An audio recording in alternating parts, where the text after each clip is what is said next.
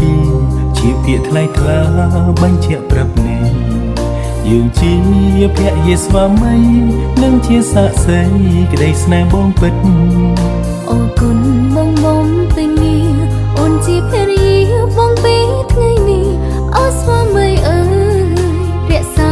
ស្នេហាអូនបងសូមសន្យា forever ស្នេហ៍ស្មោះស្ម័គ្រឥតប្រែស្នេហ៍អូនលួចសូនថ្ងៃរាំងបងជារូបអូនបើគ្មានអូនដូចយប់គ្មានថ្ងៃ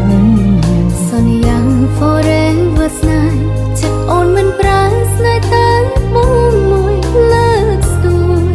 រៀបរយនៅក្នុងគ្រួសារយើងសូមសន្យា